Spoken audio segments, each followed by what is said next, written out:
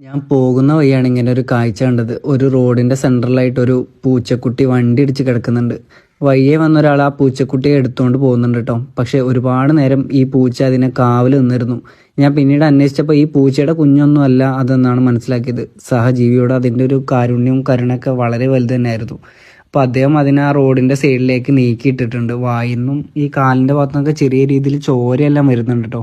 പക്ഷെ അത് ടോട്ടലി ആകെ ടയേർഡായിട്ടുണ്ട്. അതിന് എണീക്കാൻ പോലും പറ്റുന്നുണ്ടായിരുന്നില്ല. അങ്ങനെ അദ്ദേഹം അപ്പുറത്തെ വീട്ടിൽ നിന്ന് ഒരു പാത്രത്തിൽ വെള്ളം വാങ്ങിയിട്ട് അതിൻ്റെ മേലോട്ട് ഒഴിച്ചു കൊടുക്കുന്നുണ്ട്. സത്യം പറഞ്ഞാൽ വണ്ടി ഇടിച്ചപ്പോൾ അതിൻ്റെ ബോധം ഒരുപാട് നഷ്ടപ്പെട്ടിട്ടുണ്ട്. വായിൽ നിന്നും മൂക്കുന്നൊക്കെ ചെറിയ രീതിയിൽ ചോര വരുന്നുണ്ട്. കാലിൻ്റെ ഭാഗത്താണെങ്കിൽ അവിടെ നിന്നും ചോര വരുന്നുണ്ട്. അദ്ദേഹം ഒരു ചെറിയൊരു ഇലയിലാക്കി പൂച്ചക്കുഞ്ഞിന് ഒരുപാട് സമയം വെള്ളം കൊടുത്തു. വെള്ളം കുടിച്ചപ്പോൾ അവന് കുറച്ചൊക്കെ ആശ്വാസമായി. ഒന്ന് പതുക്കെയൊക്കെ എണീക്കാന്നുള്ള സാഹചര്യത്തിലേക്കൊക്കെ വന്നു.